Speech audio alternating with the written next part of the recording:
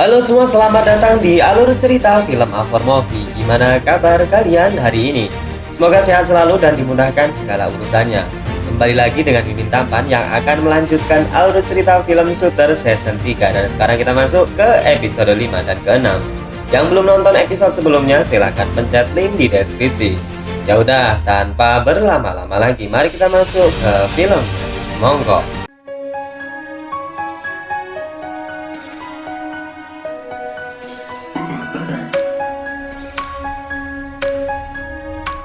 Film dibuka dengan memperlihatkan sebuah foto ayahnya dulu bersama dengan teman-temannya. Namun di sana seorang yang bertongkat terlihat mencurigakan.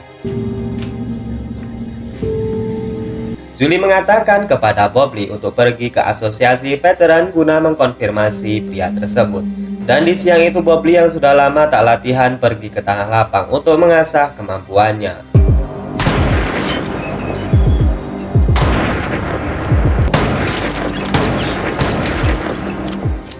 Saat berlatih, ia kembali teringat dengan masa kecilnya saat dilatih ayahnya menembak. Di sana ayah Bobley memarahinya karena ia sembarangan mengarahkan senapannya.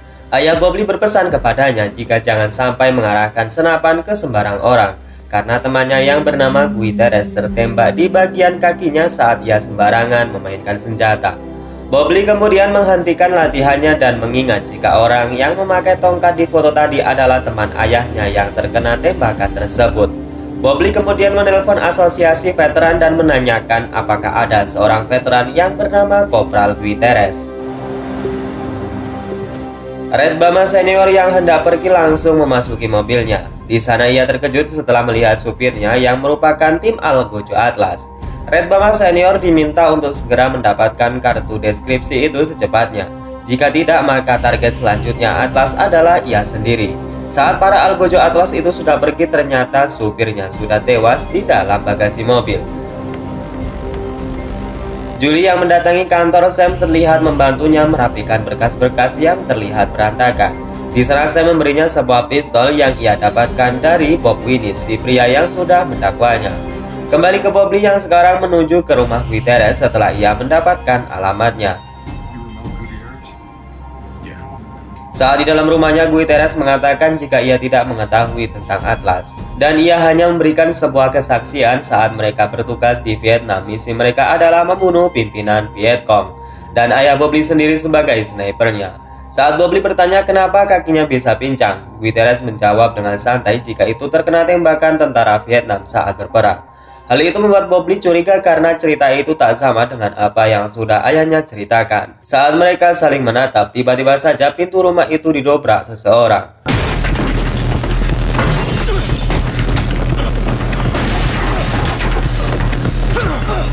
Kembali ke Memphis dan yang lainnya. Di sana mereka sedang mendiskusi tentang tujuan Atlas saat ini untuk mendapatkan kunci inskripsi untuk mengakses kota Tuhan yang sedang disembunyikan Patricia Gregson. Dan mereka harus mendapatkannya terlebih dahulu. Dan kemudian Memphis dan Johnson melakukan aksi penculikan kepada Patricia Gregson.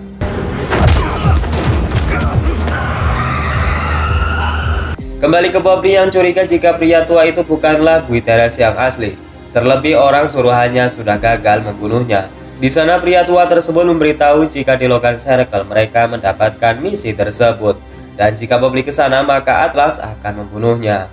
Di dalam markas Patricia diinterogasi sehingga Memphis dan Johnson mendapatkan informasi bahwa kunci itu berada di tangannya dan ia pun menolak untuk memberikannya. Hal itu bertujuan untuk mengidentifikasi rencana Atlas berikutnya dan mengurangi korban tak bersalah selanjutnya.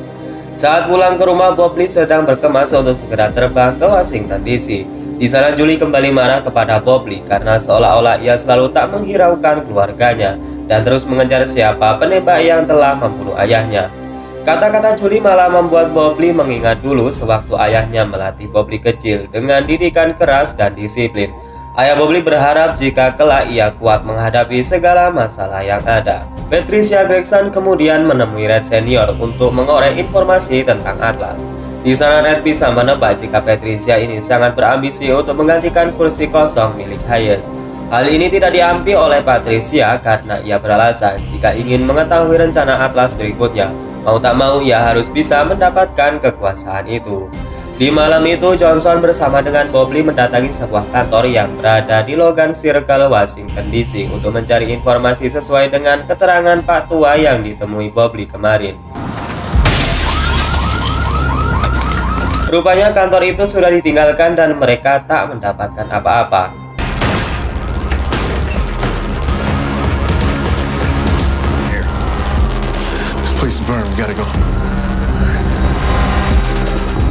Saat mereka berkumpul, Memphis mengingatkan jika mereka harus bekerja sama dalam setiap hal untuk menguak masalah ini sama-sama. Keesokan harinya mereka mendatangi sebuah tempat atas petunjuk Patricia Gregson. Di sana mereka bermaksud untuk mengambil data inskripsi yang sedang mereka cari. Namun mereka tak sadar jika banyak algojo Atlas yang sudah membunuti mereka sehingga adu tembak pun terjadi.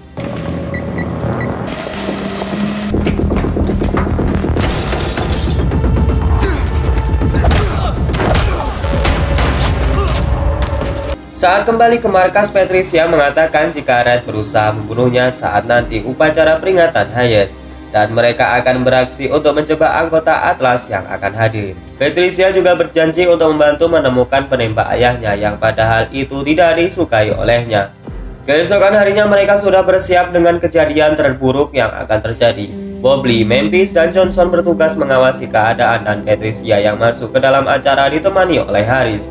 Saat Red datang, ia dengan sengaja ditabrak oleh anggota Atlas yang menyelipkan pesan untuk menemui seseorang di ruangan A13. Saat sudah masuk ke dalam, Patricia menunjukkan kartu inskripsi kepada Red dan di sana mereka akan bertemu di ruangan A13. Dan tugas tim Bob Lee selanjutnya adalah mengikuti beberapa anggota Atlas yang hadir di tempat tersebut. Saat Bob Lee mengikuti seseorang anggota Atlas yang masuk dapur, ia dicegat oleh pria botak dan salam binjai pun kembali terjadi. I'll bring him to you.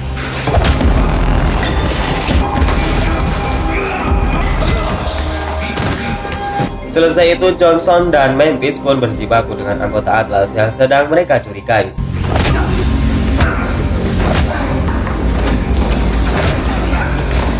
Dan di sana secara mengejutkan, Carlita pun datang untuk membantu mereka.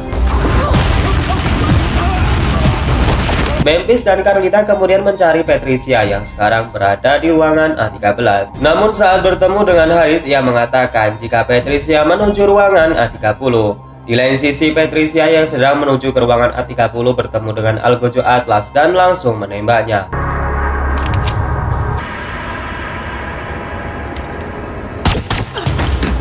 Saat mereka menemukan jasad Patricia, kartu tersebut sudah tak bersamanya lagi. Merasa sudah gagal dengan ini semua, tim pun kembali ke markas. Namun secara mengejutkan, di saku jas Harris kartu inskripsi yang mereka cari ternyata di sana. Karena sebelum Patricia masuk ke ruangan tadi, ia tahu jika dirinya pasti akan dibunuh. Bob kemudian mengingat ucapan ayahnya dulu saat berpesan kepadanya agar jangan menyia-nyiakan istrinya nanti. Seberat apapun masalah itu, ia tidak boleh menanggungnya sendirian. Dalam kondisi yang tak karuan, Bob Lee merasa ia sudah bersalah dengan Julie istrinya, dan ia pun kemudian menelponnya. Bob Lee berjanji akan segera pulang secepatnya. Namun sebelum ia pulang, Bob ditelepon seseorang yang menyebutnya adalah Ramon Gutierrez. Ramon Gutierrez.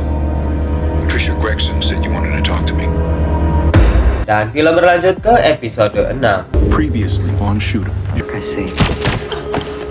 Film dibuka dengan memperlihatkan Johnson dan Bob Lee yang menuju ke sebuah tempat dengan bis yang sudah dihancurkan oleh Raymond. Setelah sampai di sebuah tempat, mereka berpencar untuk kemudian menaiki bus secara bersamaan untuk mengelabui orang yang telah membuntuti mereka. Setelah Bob Lee masuk ke bis tersebut, ia curiga karena bis tidak menuju ke tempat yang ia maksud. Dan saat ia bertanya kepada sopirnya, seseorang kemudian dari belakang menculiknya. Cheers. Nice to meet you. Kembali ke Harris dan Memphis, di sana mereka menemukan fakta bahwa kartu itu bertulisan Titan Incorporated. Di sana Harris mengatakan jika ia memiliki teman semasa kuliah yang bekerja di sana, dan ia akan mencari tahu lebih lanjut dengan dalih mengajaknya berkencan. Bob Lee dan Johnson yang diculik dibawa ke sebuah tempat di mana disebutkan itu adalah markas Gutierrez. Di sana mereka harus melucuti bajunya untuk menghindari penyadapan. Hal itu ia lakukan karena faktanya Gutierrez memiliki bisnis besar narkotika. Kembali ke Harris yang sekarang berada di rumah makan bersama dengan Rebecca, temannya dulu. Saat Haris menanyakan kartu atlas yang ia bawa, Rebecca terkejut karena kartu itu bukan milik sembarang orang dan ia akan membawa kartu tersebut ke kantornya. Namun di lain sisi seorang pelayan sedang menyiapkan alat suntiknya dan kemudian ini yang terjadi.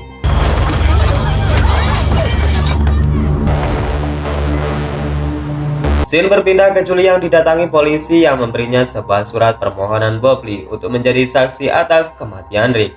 Karena diketahui Bob Lee ini adalah orang terakhir yang menemui Rick sebelum ia ditemukan telah tewas. Julie yakin jika itu adalah ulah peternakan Bama dan ia pun akan pergi memastikannya. Guterres mengatakan kepada Bob Lee alasan Atlas membunuh ayahnya adalah karena ayah Bob Lee berusaha membongkar kebusukan dari Atlas. Termasuk Swagger adalah saksi kunci di mana kejahatan perang yang sudah dilakukan oleh Atlas.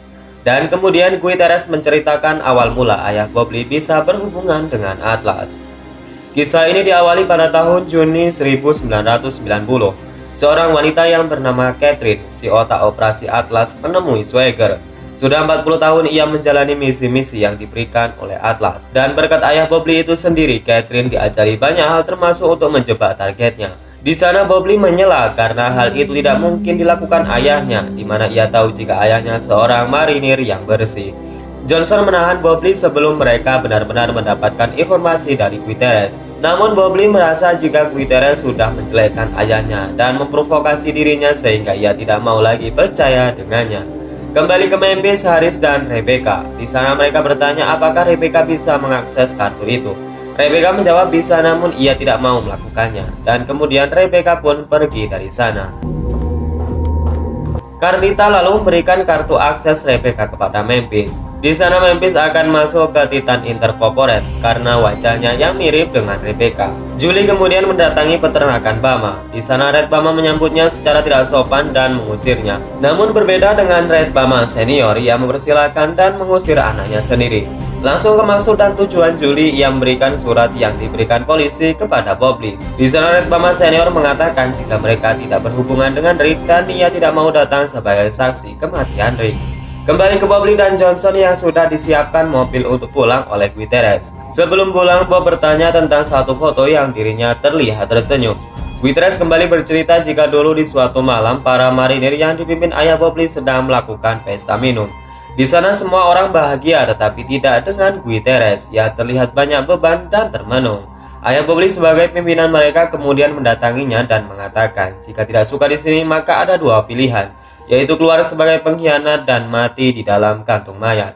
Di sana Guterres kemudian menembak kakinya sendiri dan kemudian ayah Bob Lee mendatanginya sebagai kecelakaan. Guterres berani melakukan hal itu karena ia tahu jika misi mereka di Thailand bukanlah berperang melainkan untuk membunuh Jenderal Vietnam karena mereka tidak mau berbagi rute menjual narkotika.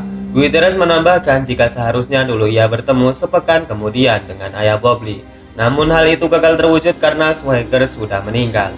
Guterres mengatakan jika setelah mereka membunuh Jenderal Vietnam, si wanita tadi yang bernama Catherine menjadi penguasa jahat di Pentagon.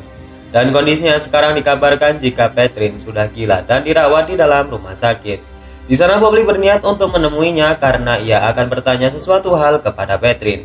Namun Guterres melarangnya karena Bob Lee mencari masalah dan sebaiknya mereka menghilang dengan cepat. Kembali ke Memphis yang sekarang masuk ke kantor Titan Inn yang menyamar sebagai Rebecca. Di sana ia masuk dengan mudah karena wajahnya yang mirip dengan Rebecca. Di lain sisi Haris dan Carlita mengawasinya dari dalam mobil. Bob Lee yang menelpon Haris dan menanyakan posisi mereka saat ini. Haris menjawab jika mereka sedang berada di perusahaan Titan Inn di mana Memphis masuk untuk mengambil seluruh data akses mereka. Di lain sisi ternyata asisten Haris masuk dengan menyamar sebagai salah satu pegawai di sana. Dan saat Memphis selesai mengambil data tersebut dan hendak keluar, naasnya kartu akses tersebut ditolak dan ia pun terjebak di dalam ruangan data tersebut.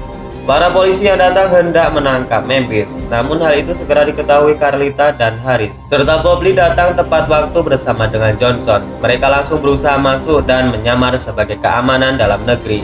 Di sana mereka mengatakan jika ada sebuah bom di dalam perusahaan tersebut, sehingga semua orang panik berhamburan.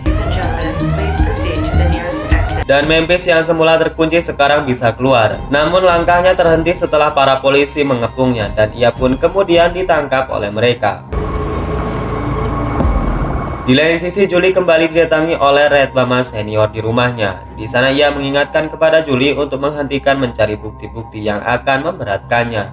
Julie menolak hal itu karena ia tahu jika pembunuh Rick adalah mereka. Tak memiliki pilihan lain, Red Bama senior kemudian mengancam Julie jika mereka dijerat dengan kasus tersebut maka dirinya akan memberi perhitungan kepada Julie. Kembali ke tim Bobby yang berada di markas. Di sana mereka mendapatkan informasi jika Memphis ditangkap oleh pihak kepolisian. Mereka bermaksud untuk mengeluarkan Memphis, akan tetapi Carlita mengatakan jika hal itu akan sulit karena keamanan mereka lebih ketat dibanding dengan Pentagon. Dan yang mereka khawatirkan saat ini adalah jika Memphis diserahkan oleh pihak Atlas. Benar saja sesuai kekhawatiran mereka, Memphis terlihat dipukul hingga pingsan dan kemudian dibawa oleh sebuah mobil. Dan film ini pun berlanjut ke episode berikutnya.